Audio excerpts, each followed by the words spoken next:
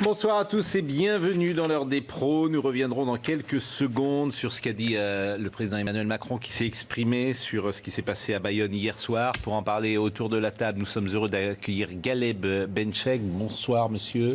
Vous êtes islamologue et vous êtes président de la Fondation de l'Islam de France. Merci d'être avec nous.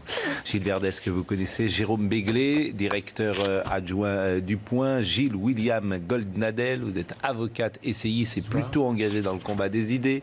Et puis Arnaud Ardouin, qui est journaliste, auteur de Et si le parrain était une femme, qui publie aux éditions du Seuil la vie et le destin d'Hélène Martini. Il n'est pas sûr que tout le monde connaisse Hélène Martini, mais le bouquin mérite d'être lu parce que c'est une histoire absolument incroyable et surtout c'est une histoire d'un autre temps, d'une autre époque, d'un autre milieu, d'un autre climat, d'une autre personne. C'est l'histoire d'un monde révolu.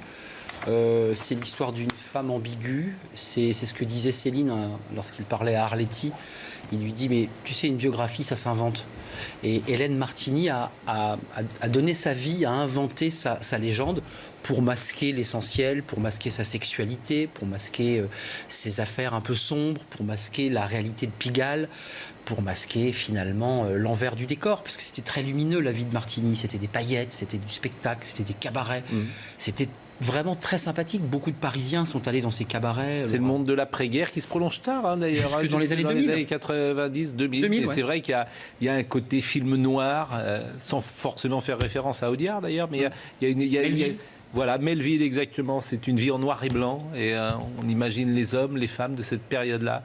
Et les rapports notamment avec les policiers qui sont différents lorsqu'on est tenancier de bar ou lorsqu'on a des affaires. Donc c'est une histoire tout à fait saisissante. Et si le parrain était une femme, parce que quand même elle tenait la pègre locale parisienne. Elle la tenait. Oui ou non ? Oui, elle la tenait à distance. Elle avait toujours un petit 6,35 dans son sac à main.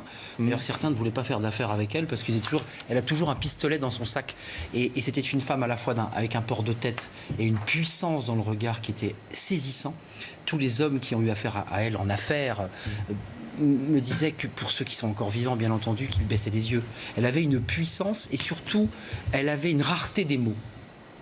Eh bien, écoutez, on en parlera tout à l'heure. Et on va revenir évidemment sur l'actualité que nous développons depuis hier soir, ce qui s'est passé précisément à Bayonne avec les coups de feu qui ont été tirés hier à la mosquée de Bayonne et les 2 personnes qui ont été blessées. On est en direct avec Kinson, en direct de Bayonne. Bonsoir. On a envie d'avoir quelques éléments sur les dernières infos du jour et notamment sur l'état de santé de ces 2 personnes.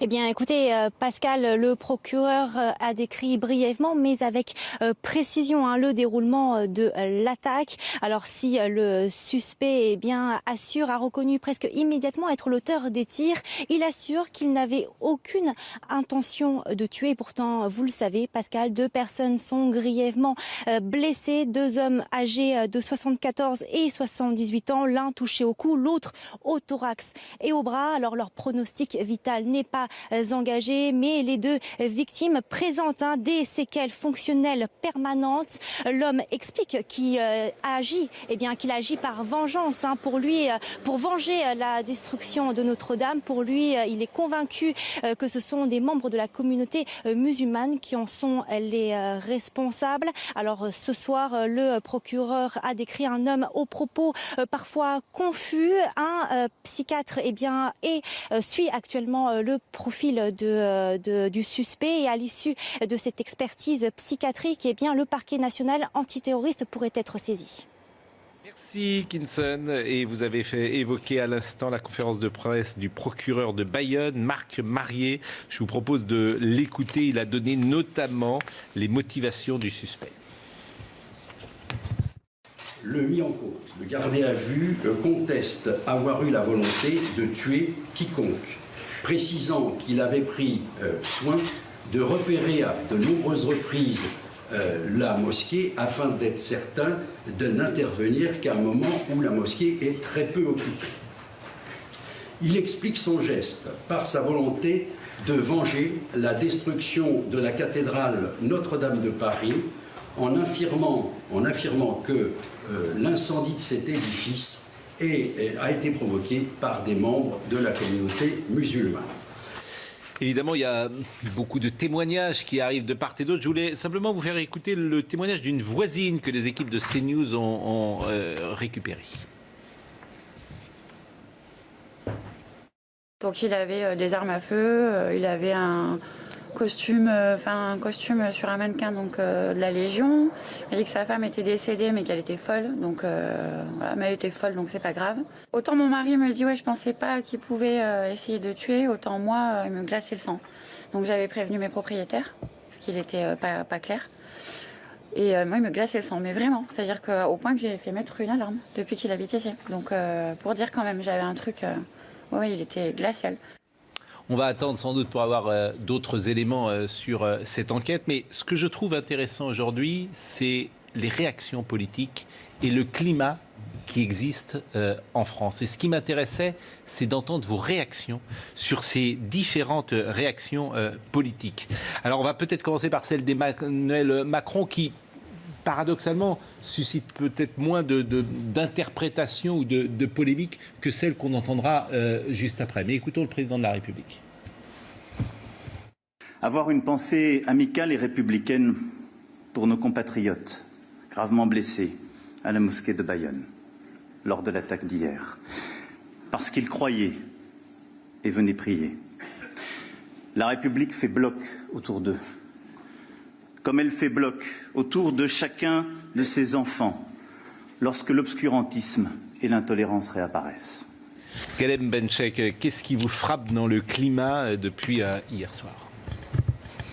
En réalité, les tensions que vit notre pays ne datent pas que d'hier soir. Bien sûr. On pourrait dire qu'il y aurait peut-être une petite convulsion, petite, je ne minimise pas l'incident, convulsion paroxystique qui a pu arriver depuis maintenant 3 ou 4 semaines, un peu plus.